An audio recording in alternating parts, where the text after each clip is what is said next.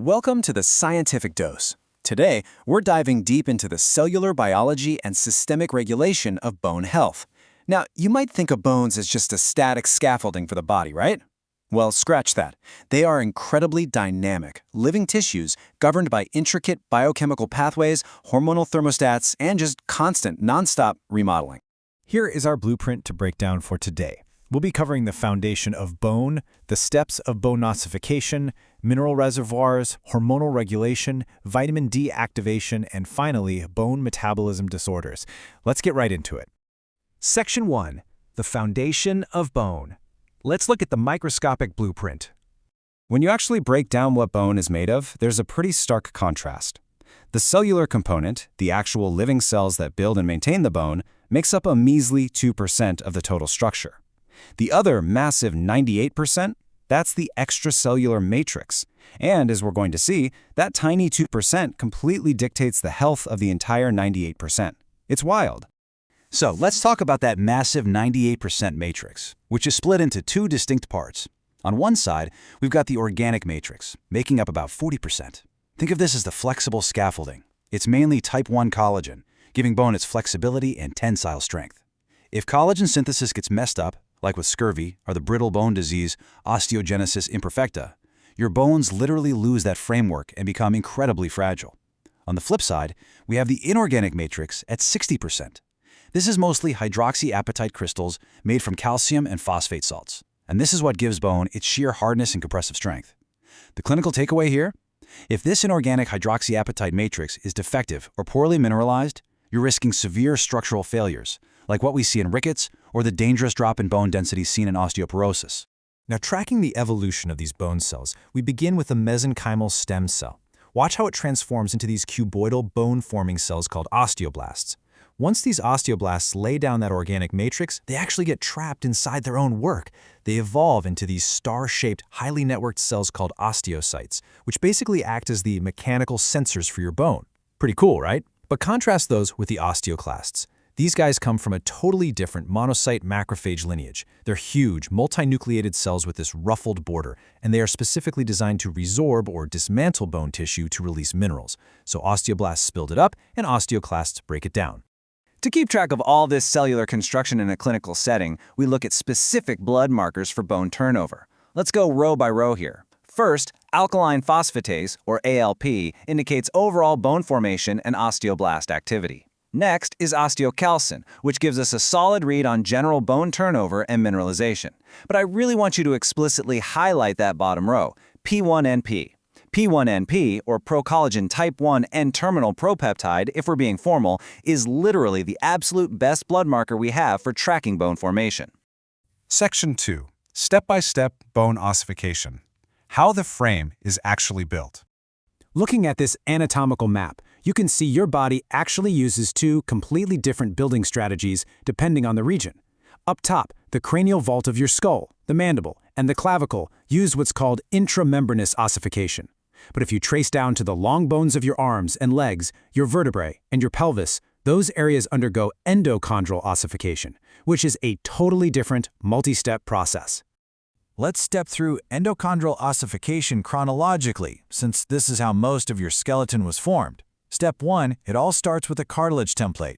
Step 2, the cartilage cells, or chondrocytes, undergo hypertrophy, swelling up and causing that cartilage to calcify. Step 3, blood vessels invade the newly calcified area. Step 4, our bone-resorbing demolition crew, the osteoclasts, come in and physically clear out that calcified cartilage. And finally, Step 5, the osteoblasts arrive on the scene to lay down the actual bone. It's essentially a massive, complex replacement operation. Now contrast that replacement op with intramembranous ossification. Notice how there's no cartilage template here at all. Instead, we start directly with loose mesenchymal cells that differentiate straight into bone-building osteoblasts. These osteoblasts immediately start secreting osteroid, that's the unmineralized bone matrix. Next up, calcification happens, which ends up trapping those cells. And finally, we see a structural shift from this early, sort of disorganized woven bone into mature, beautifully structured lamellar bone. Moving to Section 3, calcium and phosphate reservoirs, the essential building blocks. Okay, this is a truly staggering number.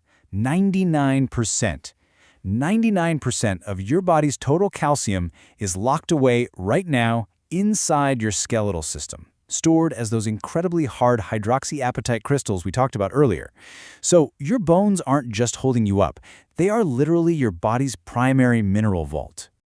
And trust me, that vault is constantly being accessed because calcium and phosphate play massive systemic roles.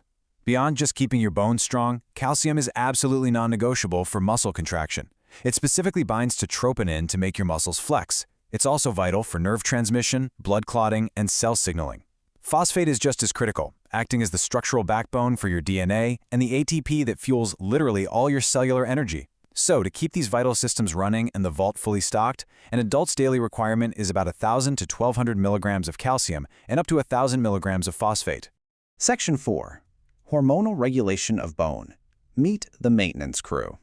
Let's dive into the step-by-step process of parathyroid hormone, or PTH. When your serum calcium levels drop too low, that dip triggers your parathyroid glands to release PTH, and PTH immediately gets to work. First, it stimulates bone resorption by activating those osteoclasts to break down bone, releasing stored calcium and phosphate right into your blood. Second, it travels to your kidneys to increase calcium reabsorption, meaning it stops you from peeing it away, while at the same time decreasing phosphate reabsorption. But here's the catch. If this system runs out of control, a state called hyperparathyroidism, the physiological consequences are severe. Chronically high PTH is constantly stripping calcium from your bones, which leads to bone pain and severe fractures. Plus, all that sheer volume of excessive calcium filtering through your kidneys, that causes incredibly painful kidney stones.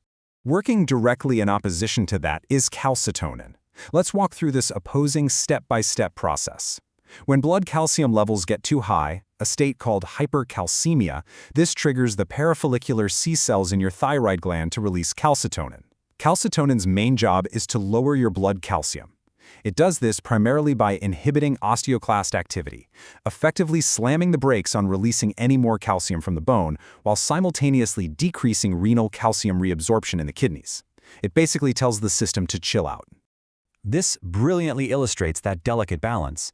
If you trace the circular feedback loop, you can really see how these glands act as opposing thermostats.